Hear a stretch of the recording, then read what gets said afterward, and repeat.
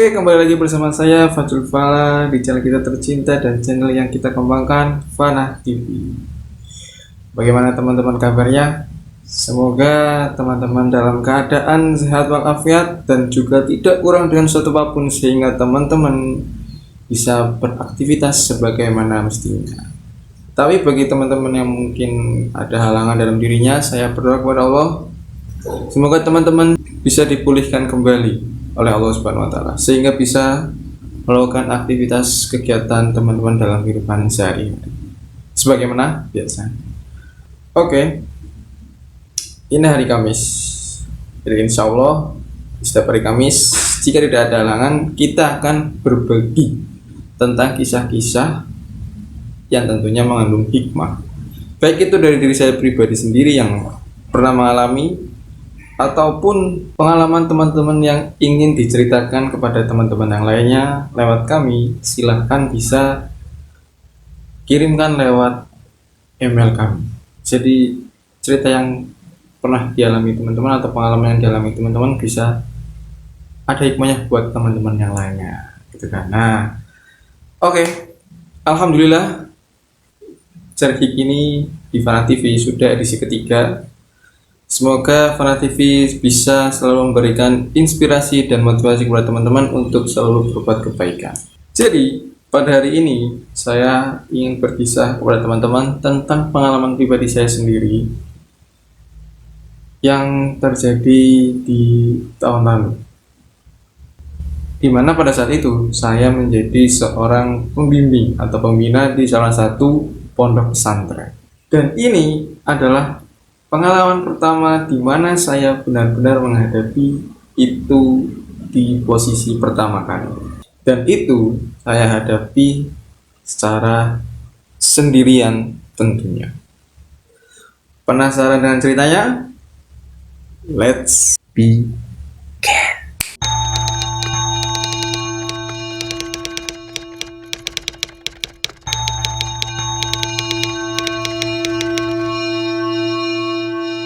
Di malam itu, setelah kita melakukan sholat isya berjamaah di masjid, salah seorang santri putri kita datang mendatangi saya.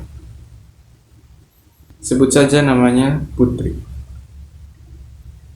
Dapat dikatakan, saya hanya melihat kepolosan pada dirinya karena pada saat itu ia di kelas 7 atau anak yang paling muda sendiri di antara kakak kelasnya.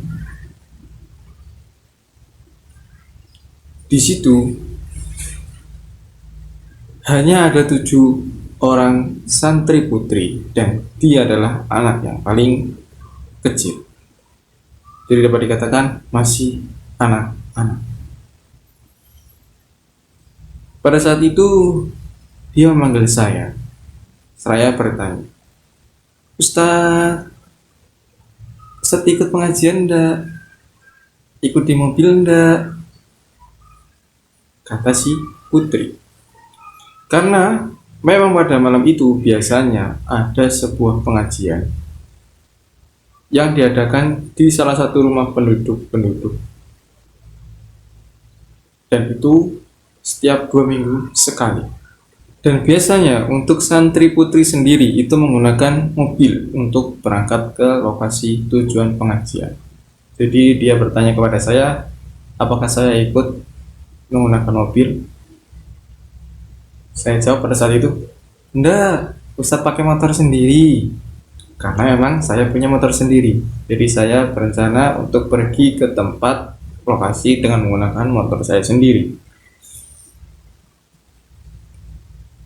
Setelah itu dia menjawab lagi, oh iya, saya di sini lagi nunggu mobil mau keluar. Oh ya sudah, tunggu ya, Ustaz juga mau berangkat. Saya jawab seperti itu. Kemudian berangkatlah kita ke tempat pengajian hingga selesai pada jam kurang lebih 9 malam. Pada saat itu jarak waktu untuk pulang dari tempat tujuan atau lokasi pengajian ke tempat asrama itu memakan waktu kurang lebih 15 menit. Jadi ketika pengajian selesai di jam 9, kita sampai di asrama kurang lebih jam 9.15. Setelah itu saya benar-benar lepas dari anak-anak putri, karena memang saya tujuannya itu mengampu anak-anak putra, maka saya fokus ke anak-anak putra. Untuk anak-anak putra sendiri, di situ kami adakan program sholat lail atau sholat sebelum tidur malam. Jadi sebelum tidur malam mereka kita programkan untuk sholat ya minimal witir dalam keseharian mereka. Setelah kurang lebih 15 menit kita melakukan hal tersebut, ya setengah 10 kita selesai. Tiba-tiba dari arah pintu kamar anak-anak putra yang biasanya kami tempatkan untuk sholat lail itu digedor sama anak putri. Dok. Ustaz. Akhirnya saya langsung ke sana dan mendapati mereka seakan itu ya takut gitu. Kemudian mereka bilang, Ustaz, si putri kesurupan. Pada saat itu jujur saya itu merasa shock, karena sebelumnya saya belum pernah mengalami atau menghadapi hal yang semacam itu, teman-teman. Jadi itulah yang saya rasakan. Saya itu bergetar karena gemetaran pada saat itu. Kemudian saya langsung bilang ke anak-anak putri, itu coba ke Pak Direktur atau Pak Kiai yang ada di situ. Karena memang setelah pengajian biasanya Pak Direktur ada di satu ruangan tertentu untuk melakukan aktivitasnya. Akhirnya saya itu langsung ke sana dan anak putri, Pak, ini si putri kerasupan ini. Apa yang harus kita lakukan? Yes, jenengan aja. Nah, pada saat itu saya langsung shock lagi karena memang benar-benar dibebankan kepada saya. Akhirnya dengan terpaksa saya pun melakukan hal ini dengan nekat karena memang saya belum pernah melakukan hal ini. Ketika saya sampai di asrama, saya belum berani masuk dulu.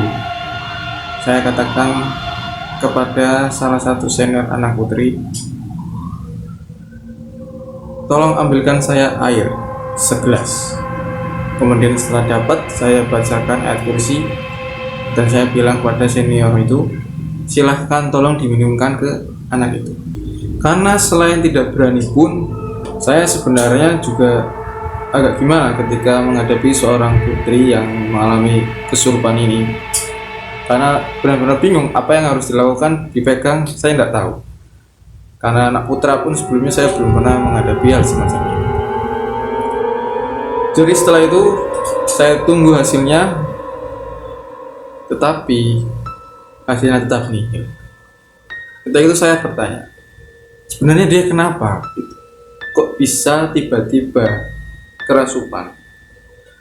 Padahal sebelumnya dia teriak-teriak dan tidak ada satu yang sedih. Salah satu anak putri itu menjawab, gini Ustaz ceritanya, ketika dia itu pulang dari pengajian, dia langsung ke asrama. Asramanya itu berada di atas. Langsung ke atas, kemudian tidur. Saya lihat dia itu tidur ketika temannya itu datang ke asrama itu. Begitu dilihat dia tidur, si temannya ini mengingatkan kepada si putri untuk ayo wudu dulu kalau mau tidur. Tetapi begitu herannya si temannya ini ketika melihat si putri itu matanya sedang menghadap ke atas. Seketika itu temannya pun lari memberitahu teman-teman yang lain untuk ditolong, tetapi tidak tertolong. Bahkan pada saat itu dia berteriak, ibu, tolong aku neng di kok peteng kabeh. Seperti itu teriakannya. Kemudian dia menangis.